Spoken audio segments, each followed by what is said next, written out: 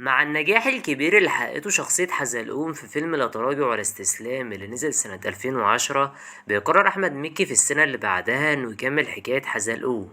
لأ، هو ما عملش جزء تاني من الفيلم، هو عمل سيما علي بابا، الفيلم اللي هكلمكم عنه في فيديو النهاردة. من بين الأفلام الحلوة اللي قدمها مكي، في ناس كتير اختلفت حوالين الفيلم ده. في ناس كتير عجبها الفيلم، وبرضه في ناس شافته فيلم تافه ومش حلو. الفيلم عبارة عن فيلمين في بروجرام واحد. الفيلم الأول اللي بتعرضه لينا سيما علي بابا فيلم حرب الكواكب، وبنشوف في الفيلم ده عالم الفضاء في السينما المصرية لتاني مرة بعد فيلم رحلة للقمر اللي كان من بطولة إسماعيل ياسين ورشدي أباظة. الفيلم بيبدأ معانا بالقائد أوفمانتين اللي بعد موت الحاكم بيقرر إنه يدور على شخص بديل له عشان يحل محله، ومن خلال الأجهزة المتقدمة اللي في كوكب بريفو بيلاقي أوفمانتين حزلقوم. وفي المشهد ده مع معتز الدمرداش بنشوف حزلقوم وهو بيحكي في البرنامج الأحداث اللي حصلت له بعد لا تراجع ولا استسلام. والله أنا زعلت إنه متجوزش جيرمين. ما علينا، أوجمانتين بيبعت اتنين من جنوده بيخطفوا حزلقوم وبيطلعوا بيه للفضاء، وهناك أوجمانتين بيعرض عرض خيالي على حزلقوم إنه يحل محل الحاكم بتاعهم وياخد 10 كيلو دهب.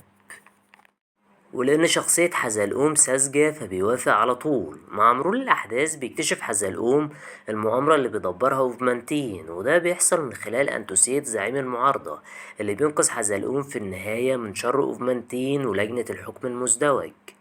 لو قيمنا أول جزء من الفيلم فالفيلم بصراحة أول 10 دقايق فيه كانوا حلوين وفيهم مصدر جذب، لأن الكل كان عايز يعرف ايه اللي حصل لحزلقوم بعد لا تراجع ولا استسلام.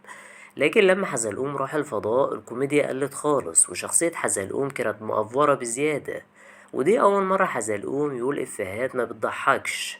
عيب أحمد مكي إنه كان عاوز يكرر تجربة محمد سعد ويعيش على كاركتر مكرر زي الليمبي، لكن زي ما محمد سعد بقى مكرر في الليمبي، أحمد مكي كرر نفسه في سيما علي بابا، وبرضه كرر نفس الغلطة تاني في مسلسل الكبير بظهور شخصية حزلقوم اللي ما كانش مناسب خالص لعالم المزاريطة وتحس إنه دخيل عليها. كمان قصة حرب الكواكب كانت مكررة ومفيش فيها جديد. القصة قريبة قوي من مسرحية الزعيم اللي قدمها لينا عادل إمام، نفس الفكرة تقريبا. حاكم بيموت فبيجيبوا واحد شبهه يحل محله. أحمد مكي قرر ياخد نفس فكرة المسرحية بس بدل ما يطبقها في كوكب الأرض قرر يطبقها في كوكب ريفو. الفيلم التاني الديك في العشة بيحكي لينا عن مزرعة بيعيش فيها شوية حيوانات في جو كله سعادة وألفة، لكن كل حاجة سعيدة بتنتهي لما مجموعة من الضباع بتحتل المزرعة وبتطالبهم كل شهر بيتاوى. حيوانات كتير بتسيب المزرعة لكن في منهم بيقعد في المزرعة عشان يستنى المنقذ حبش اللي هينقذهم من الضياع. وطبعا مفيش حاجة اسمها حبش أصلا، دي حاجة اخترعها الكلب ريكس عشان يزرع فيهم الأمل، والأمل ده بيتجدد لما بيقابلوا برابر اللي بيفتكروه حبش. وفي نهاية الفيلم بعد ما بيكتشفوا حقيقة برابر بيقرروا يساعدوه في خطته لقهر الضباع، وفي النهاية بينجحوا في ده. طيب الفيلم ده بالنسبة لي أحسن بكتير من حرب الكواكب.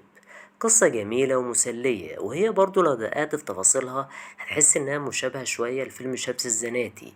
الكوميديا في الفيلم ده كانت دسمة جدا، والمواقف اللي بين الحيوانات في المزرعة كانت مصدر قوة لاستحضار الكوميديا اللي غابت خالص في حرب الكواكب.